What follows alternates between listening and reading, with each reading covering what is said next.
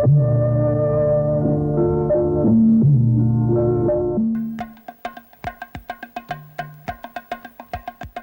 the standard deduction on income tax and the slab should be raised was very much expected by everybody.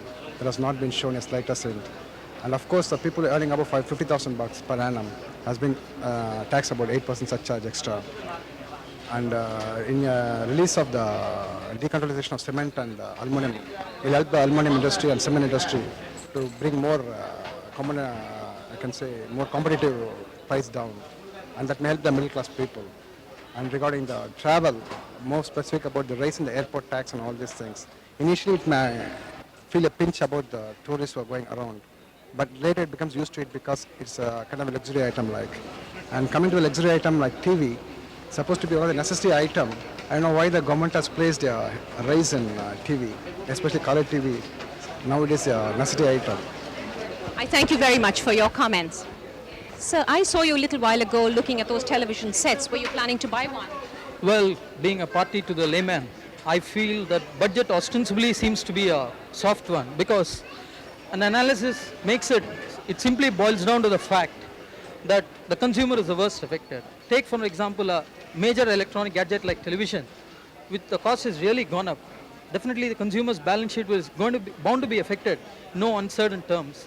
And definitely his expenditure is going to be more than revenue. Well, will you go along now and buy the TV you were both looking at? Yeah, but TV should definitely should cost less. It's really affecting the common man. Thank you very much, sir. From what I can gather, people are not unduly worried about what's happening with the budget. From Jennifer Arul in Madras, it's over to you, Prannoy Roy in New Delhi. Thank you, Jennifer Arul. That was very interesting, actually, get those reactions.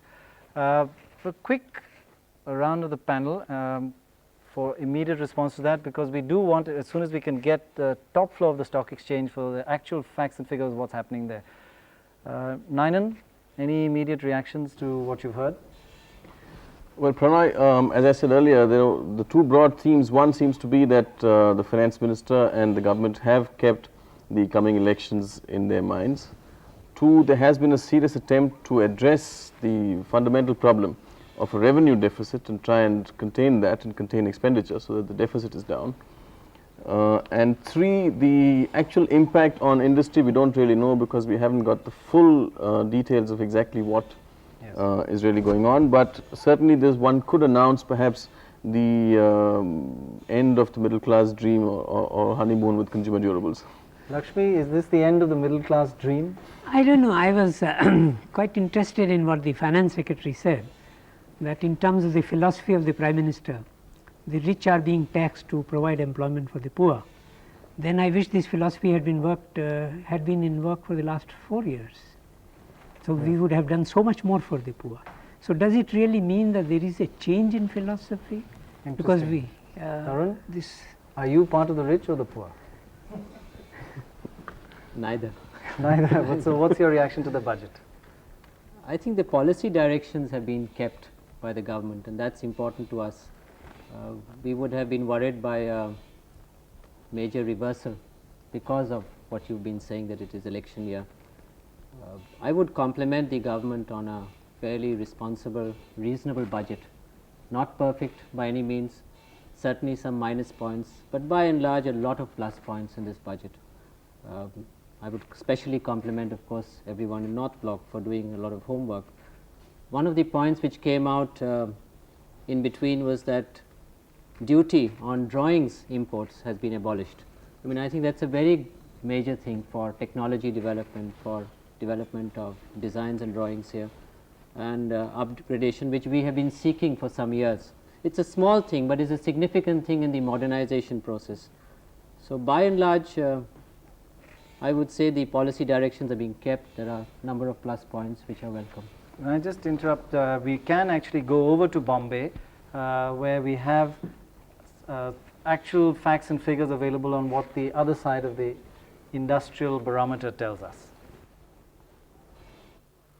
Well, viewers, seeing Ajoy in the ring, you'll know how happy I'm feeling on the 26th floor. Prannoy was particularly worried about Ajoy. The latest budget flash that I have here on him is that he's returned intact with his shirt on, so there's nothing to worry about. Anyway, to more serious stuff. we have interesting figures about the transactions at the stock exchange. The Bombay Exchange Index dropped by about 10 points in the interim, went down to 663, then came up to 665 and has stabilized at about 666, which is marginally more than the pre-budget closing of yesterday's.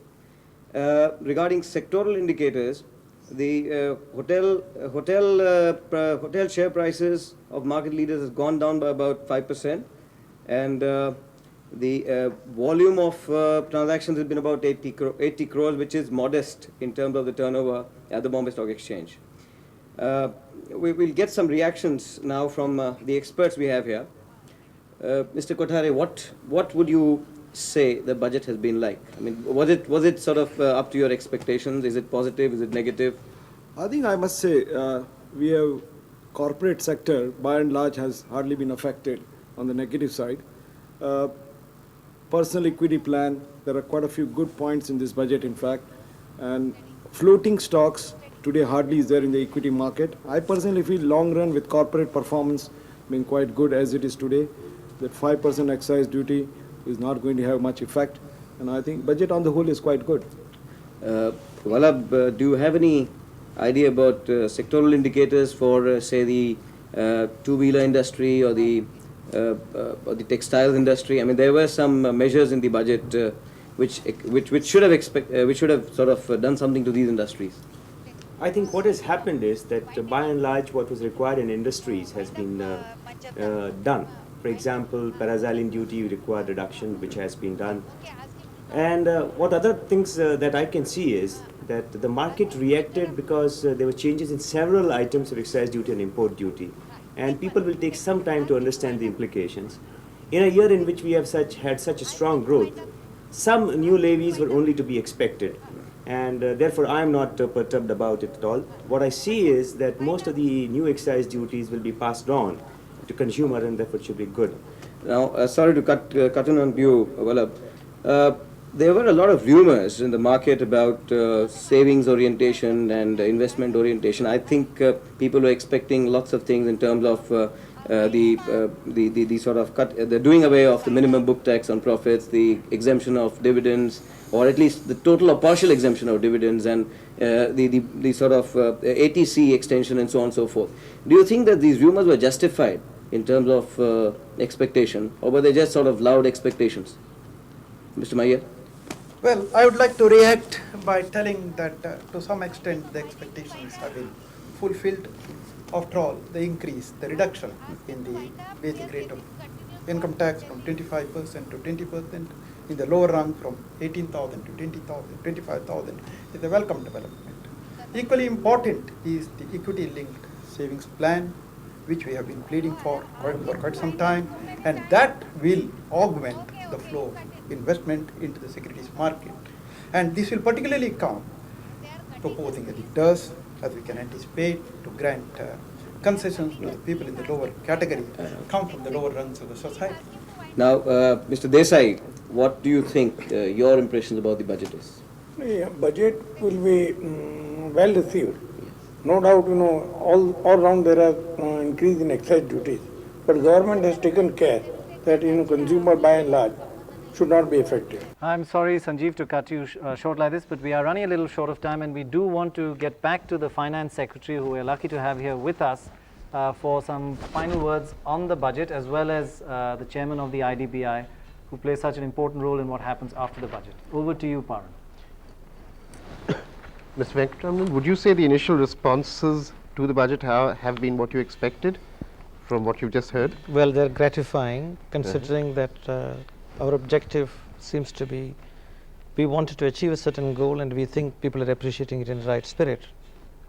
But apart from that, I think there are many more. It's the end of the middle class dream? It is not the end of the middle class dream. It is the beginning of the poor man's realization that the government for the last 4 years have been doing certain things right, and it is the continuing quest for that. I want to correct Lakshmi on that. Why do you feel they've just begun to realize that? No, because I think the point is being made that for the first time we are taxing the rich. No, what I said was this continues the quest, and the middle class dream is not ended.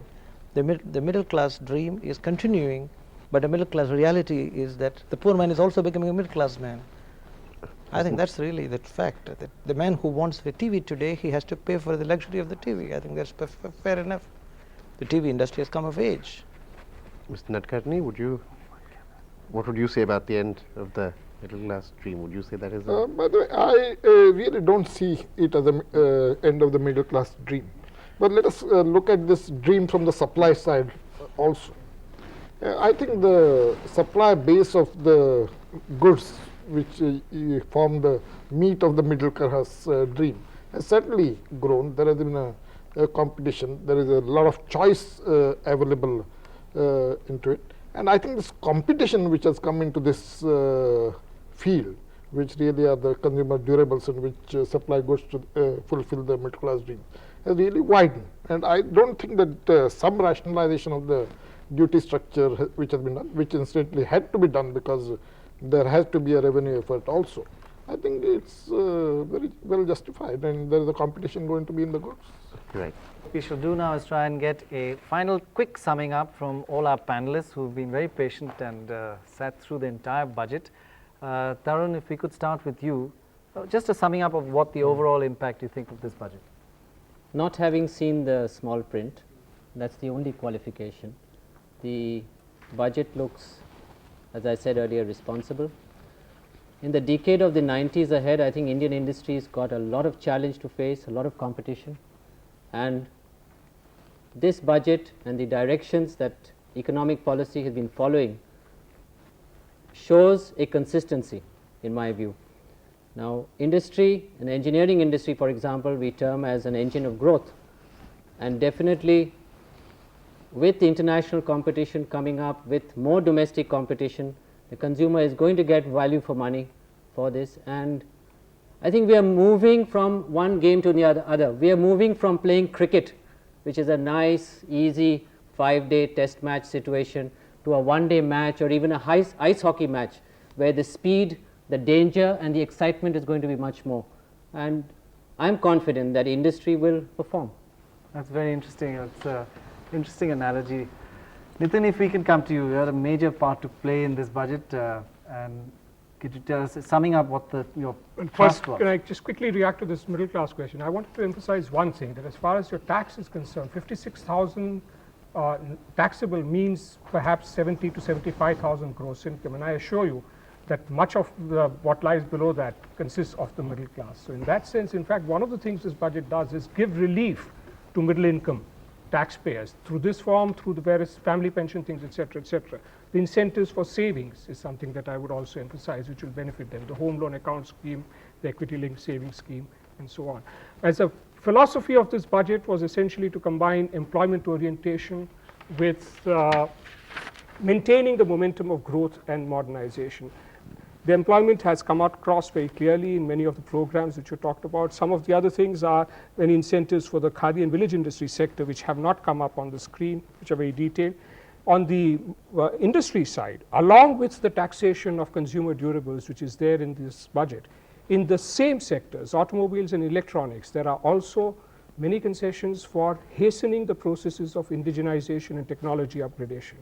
There's also so the philosophy is to try and tackle the problems of employment and growth in a manner which solves the problem of savings, of public deficits, and of the balance of payments. This is what we've tried to do, and I hope we've succeeded. Okay, Nainan, and then we'll have the last word with Lakshmi, who always gets the last word. Nainan, go ahead. Pranay, I think I'd just like to say that having provided more money for these employment programs and having provided free saris for destitute women and things of that sort, the key issue really would be to just make sure that the money is now well spent, because you mentioned briefly earlier in the evening the question of leakage. There is leakage in these programs. Money does not reach the target beneficiaries, and since a lot of money is being put into this, I think the effort should be to make sure that the money reaches the people, because then the whole effort is worthwhile. And Lakshmi, summing up.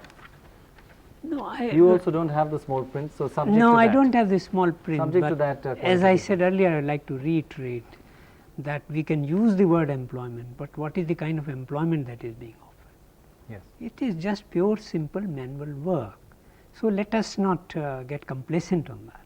Yes. The real challenge is that if the economic survey is right, the organized sector employment is sluggish, then you must show in the long term what you are going to do. The fact that you have mopped up more resources should be welcome, and this has been our pressure, that in our objective situation we can't be given up resources, we have to mop them up.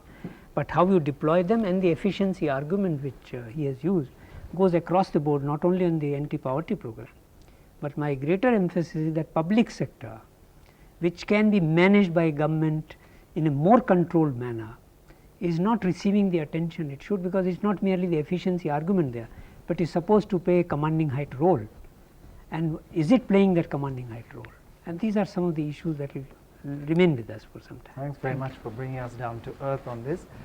But whatever it is, this budget will certainly, I feel, excite a lot of debate and discussion and controversy over the next month or so in the newspapers. I hope by being the first to give you the actual budget live as it happens, we may have skipped some of the detail, but given you a broad idea with an expert panel and the Finance Secretary with us, some idea of what the thrust was all about.